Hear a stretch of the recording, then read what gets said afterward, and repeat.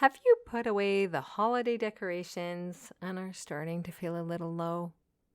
Did you know January blues can feel like an extended version of Monday blues? For some of us, it can be tough on our mental health and can lead to feelings of depression. In this episode, I share with you 10 things you can do if you're feeling blue. Come on in, girlfriend.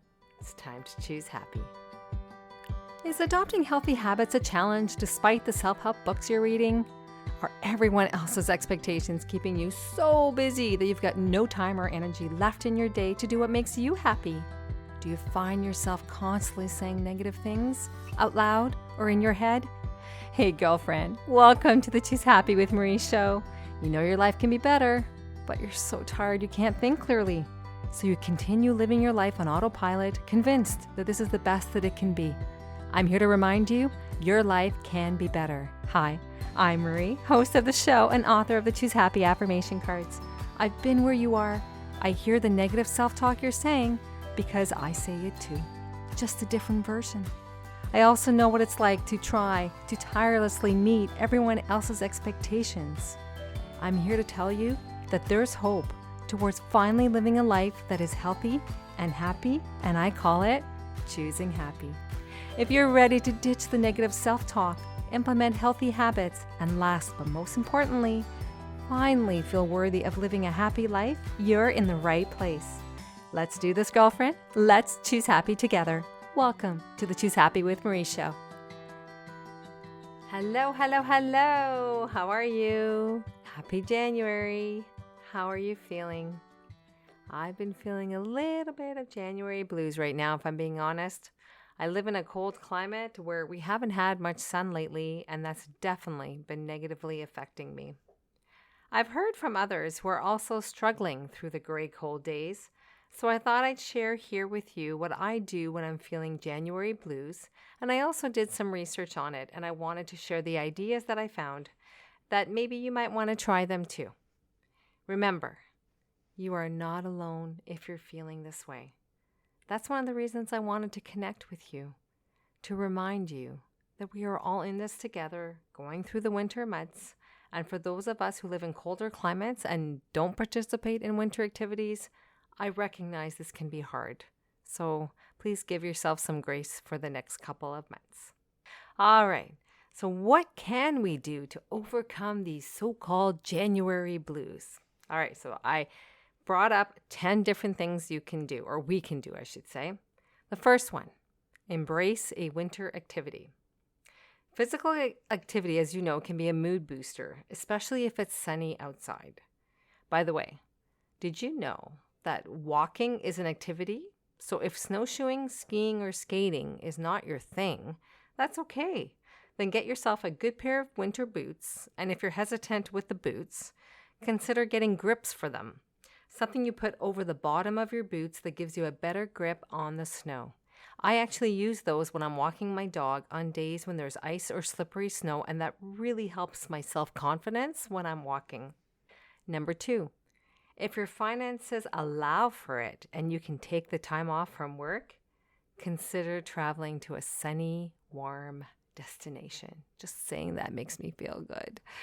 I've been doing this for a few years now, except during the COVID pandemic, of course, and it's really helped to have something to look forward to during the cold months. And the reason why I look forward to it is because it's just something bright and warm and new, and it just brings me happiness. I recognize that saving for these trips, can be difficult. How I do it is I actually have it as a budget item. I put aside a certain amount of money every paycheck towards it all year long. So if it takes you a year to save up for it, or if it takes you 2 years to save up for it, it just feels good every pay to put that aside, knowing that it's contributing to this special trip that makes me happy. And also, it's not just about the week-long trip, for example, if you only take a week. You can get pre-trip and post-trip happiness as well.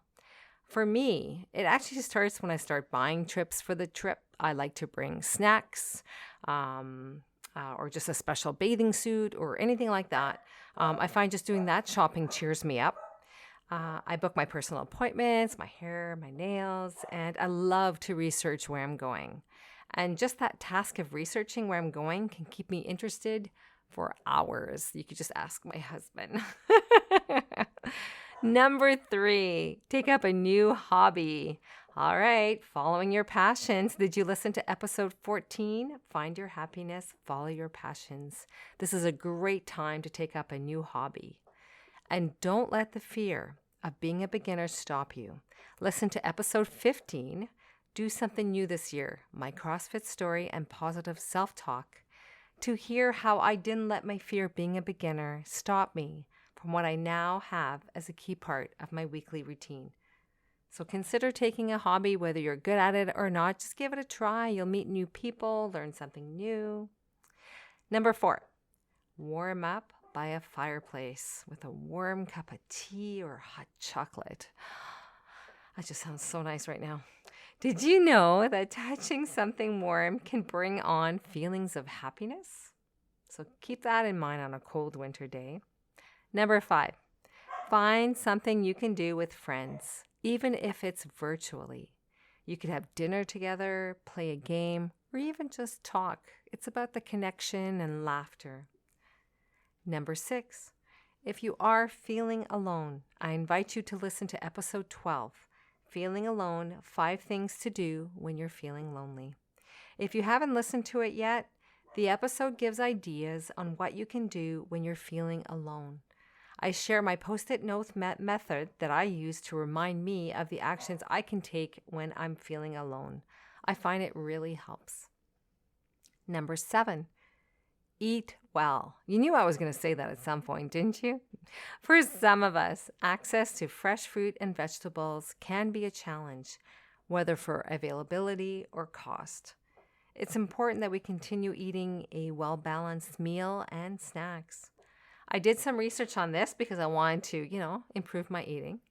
And I found good mood foods and came up with this list. You ready? It's a few items. Number 1, seeds and nuts, salmon, eggs, dark green vegetables, tofu, berries, turkey, and my favorite, dark chocolate. Well, my favorite is not dark chocolate, but the word chocolate just gets me.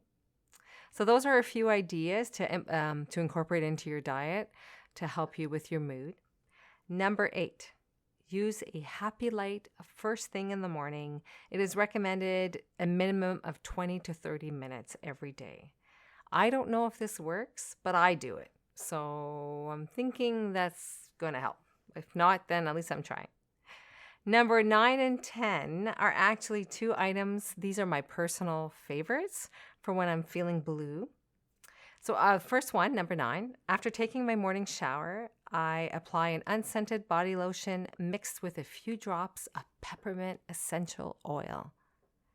I prepare this mixture ahead of time and I keep it in a glass jar.